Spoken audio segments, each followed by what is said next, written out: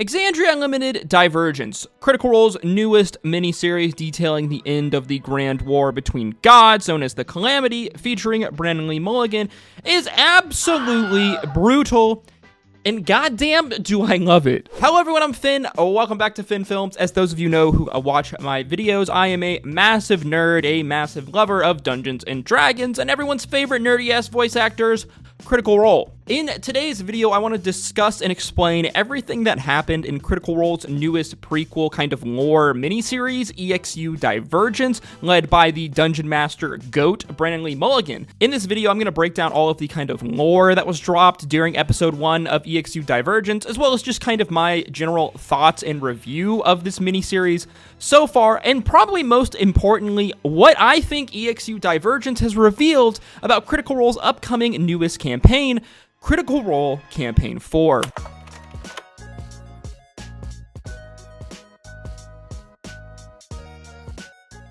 So Exandria Unlimited Divergence is the third installment of Critical Role's prequel, backstory, lore dump type series, detailing the events of the Calamity, the grand hundreds of year-long war between the gods and the Lord of Exandria that left 2/3 of the population of this planet dead, and would ultimately plunge the planet, the world, into a sort of arcane dark age, leaving the remaining mortals to pick up the pieces of their broken planet. The first series, EXU Calamity, detailed the events that led to the start of this grand war and the destruction of the Magocracy city of Avalier. The second series, EXU Downfall, detailed the downfall of the great flying Magocracy city of Aeor in the middle of the Calamity, a city which had developed a weapon that could kill a god, forcing the gods, both good and evil, prime deity and betrayer god alike, to call a ceasefire to deal with these upstart mortals. And finally, the third and newest edition of this kind of lore miniseries, EXU Divergence, which tells the story of the final days of the Calamity, this grand war, the ultimate victory of the prime deities over their betrayer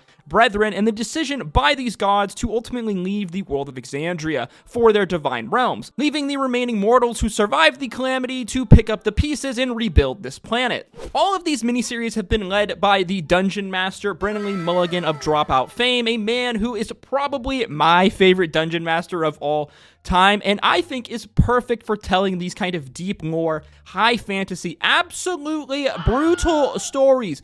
And when I say brutal, I mean brutal, as the Calamity is one of the most interesting parts in Critical Role kind of Exandrian lore, and is easily one of the most brutal time periods, because again, a war between a family of deities that lasted hundreds and hundreds of years. Yeah, if that doesn't scream that things are going to be absolutely then I don't know what does. So episode 1 of EXU Divergence takes place towards the final remaining weeks and days of the Calamity. Our story beginning in the prison of the betrayer god, the Strife Emperor, a place called Rybad Cole.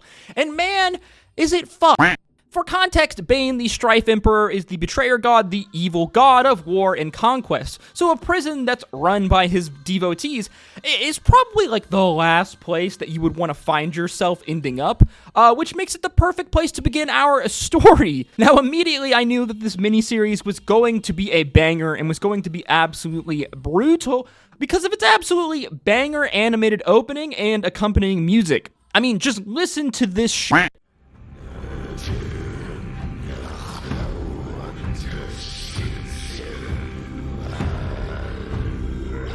Yeah, you know when the throat singing hits, that things are going to be absolutely fucked. Brennan opens our story in a very kind of classic Brennan Lee Mulligan fashion with an absolutely brutal scene and introduction to this prison of Rybad Cole, very much setting the scene for how this is the last place that you would want to end up as a mortal on Exandria, as he gives us an absolutely banger opening monologue from the commander of this prison, a vampiric hobgoblin who says this. Hope is a dangerous thing, cruel and painful. Hope, that which corrodes the soul and weakens the spirit, that sharpest and most painful barb. If pain is what you feel, then it is the comfort of despair you must seek. Surrendering hope is the only balm you will ever know. as he proceeds to rip an elderly halfling man in half who was suspected of worshipping a prime deity. Yeah, we aren't in Kansas anymore, boys. Just a note to all of my Dungeon Master friends out there, if you're trying to create a real sense of dread and suspense and horror for your campaign, then take some notes, because Brennan is an absolute master when it comes to setting the tone, setting the themes in a very horrific, brutal setting. One of the most interesting things we are told and we kind of learn from this character in this opening scene and monologue is that the Betrayer Gods are apparently winning this war, and that many of the prime deities have fallen, such as the Allhammer, the Platinum Dragon, and I believe the Lawbearer. Now, all of my fellow Critical Role Lord nerds out there would have clocked immediately that this is very much some bullshit. This is very much a line of propaganda that is being fed to the soldiers as well as to the prisoners of Rybad Cole to snuff out any hope of escaping this place that they might have. And in fact, the opposite is the case. The Betrayer Gods are very much losing the war against the prime deities and have been doing so for the last 100 years or possibly even more, as Lolth the Spider Queen has been banished for nearly a century. Zahir the Cloaked Serpent has also been banished after his ambush on the followers of Melora. The minions of Torog the Crawling King have been routed, the Betrayer God being imprisoned by the Allhammer and the Moonweaver. Grumsh the Ruiner, along with several other Betrayer Gods, have been defeated or are missing, leaving only seemingly the Strife Emperor, Tiamat, and Asmodeus, the Lord of the Hells, to continue their fight against the prime deities, the Betrayer Gods very much being on their last leg and are in full desperation mode. But they are doing their best to hide this by spreading lies and propaganda throughout their followers, their minions, as well as the countless prisoners that they have taken. Now, the first hour of EXU Divergence is devoted to introducing our player characters in this absolute hellhole of a prison, starting with Matt Mercer and his character Gurren, an elderly dwarf who we learn has spent an ungodly number of years within this prison, seemingly longer than any other prisoner, his hope and his energy being absolutely sapped from his body after countless of years spent in this hellhole. Side note, I always love getting to see Matt being a player, and he absolutely nails this character and really the kind of sheer desperation and despair that would come from being in a place like Rybad Cole for potentially hundreds, if not more, years. Next, we have Celia Rose Gooding of Star Trek fame and her character Rhaenyra, a young, hopeful half-elf who serves as a prison nurse. In short, her job is to try to put these absolutely ruined people back together again as best as possible after being broken down by the brutality of this prison. Her character very much serving as a kind of beacon of hope in this absolute hellhole, which I think makes for a really good foil and counter to Matt's character. After that, we have Jasmine Dawn and her character Phaedra, a kitchen worker who has formed a gang within the prison. One of her gang members, being a large dragonborn named Crocus, has been taken away and is going to be sent to the front line, along with a number of other dragonborn to serve under the Betrayer God Tiamat. Crocus, we learn, is played by Alex Ward, an amazing performance artist and monster actor. Basically, if there's a creepy monster in a show or a movie, you can almost guarantee it is played by Alex Ward. Crocus we see is this very large, hulking, physically impressive dragonborn, though he is young and almost kind of childlike and naive in his nature. Across from him sits Liam's character, a gold, elderly dragonborn named Arrow, who we learn has spent his life wandering and mapping out the continent of Guisar before his eventual capture. Throughout the middle of episode 1, Brennan begins to tease that things aren't as they seem in Rybad Cole, as Matt's character witnesses a small group of mice and even discovers a small root of a plant, something that he has never seen throughout his 100+ years in this dry wasteland of a prison. Now, keen-eyed fans and Critical Role lore nerds would have instantly put 2 and 2 together here that this is the work of the Wild Mother, the goddess, the prime deity goddess. Brennan later revealing this in a very explosive scene and moment when suddenly all hell breaks loose as the prison is attacked, the Strife Emperor, the Betrayer God, being surprise attacked by the prime deities, namely the Wild Mother and the Dawnfather, as a massive battle takes place, leaving the prison in complete ruins and the Betrayer God defeated, his armor strung about this wasteland standing as tall as mountains. From here, our party gathered with several other survivors and prisoners, an elderly man along with a mother dragonborn and her 2 children, as they set off into the wasteland as they traveled for days, struggling to survive as exhaustion takes hold. Brennan is just so freaking good at really kind of setting the scenes and kind of like tone of a story, and you can tell that he really loves playing into the deep lore of Exandria. This elderly NPC has this line during these scenes that I absolutely love, and it really kind of stuck with me, where he says this. Starmian looks out and says, "Now, don't worry. about lack of water or anything like that, because you wouldn't. I don't know if you children have ever seen it, but there was this. When I was a young boy, where I lived, we had this thing called rain, and it would fall from the sky, and it would. With trees like this, I can't imagine that rain's not far away. Trees need rain, as creatures need water. I've been here in the ashlands of the Strife Emperor for quite some time, but I've always kept a song in my heart to see rain again. Oh, I knew the day would come when I would, and I have a funny feeling that it's right around the corner. To me, this line really puts into perspective just how long the War of the Calamity has lasted and how it has drastically shaped the world of Exandria as these people know it. As you have to realize that there are countless numbers of children and young people who have lived their entire lives only knowing the horrors of the Calamity, because again, this war lasted hundreds of years. And I think this line here by this NPC really helps kind of put this into perspective, really puts it into perspective just how f***ed things really are on Exandria. After days of traveling and struggling, the group encounter a wondrous and awe-inspiring sight. A massive man, hundreds of feet tall, walking through this wasteland, storm clouds and thunder brewing as he moves. Our party witnessing a god of Exandria, a prime deity, the Storm Lord walking through Exandria for one of the last times. The god telling the party this: "We are leaving. Forever. Okay. You witness the final miracles. You will need to be strong. You will need to stand and lift up those who cannot lift themselves. Our age of doing so is at an end. I hope you will be strong."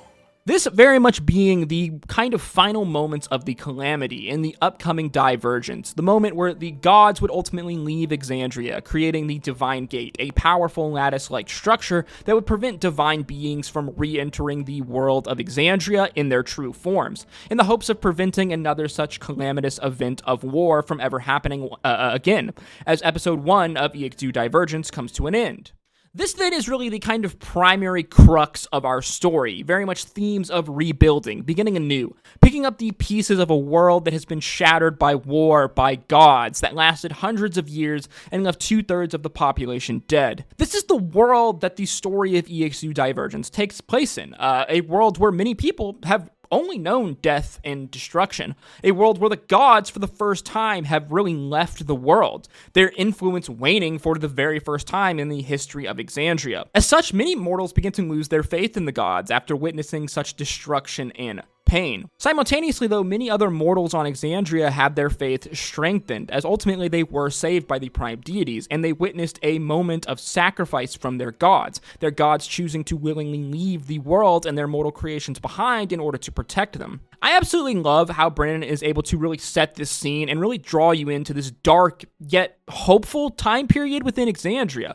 I mean, this opening scene we got in Rybad Cole and the following scene with Matt Mercer and his character really capture the hopelessness, the pain, and the destruction that the Calamity has brought to the world of Exandria. And this world is very much a far cry from the Exandria that we have come to know throughout the 3 previous Critical Role campaigns, and I absolutely love this shit. But you see, EXU Divergence is much more than this kind of cool mini-series that gives us a closer look at Critical Role lore. No. It's actually a pretty profound teaser on the events that are to come in Critical Role's newest campaign, Critical Role Campaign 4. So just to note, in this section, I'm going to be discussing how EXU Divergence and its many themes are going to impact Critical Role Campaign 4. So just know that there will be spoilers for Critical Role Campaigns 3 in this section, so consider yourself warned. Now, I've talked about this in a number of kind of other Critical Role videos that I've made, especially over the last couple of months, but Brennan's EXU miniseries very much serve a bigger purpose than just telling a cool kind of deep lore Critical Role story. No, they introduce themes, lore, and context that are needed for the bigger story, the bigger context in the other Critical Role campaigns. And to me, it seems extremely obvious that this is what they're very much doing here with EXU Divergence, for Critical Role Campaign 4. I talked about this pretty extensively in this video. I'll link it in the eye above. You should definitely go check that out. But to me, EXU Divergence has revealed a number of clues to the kind of story and themes that are going to be told in the newest Critical Role campaign, Campaign 4.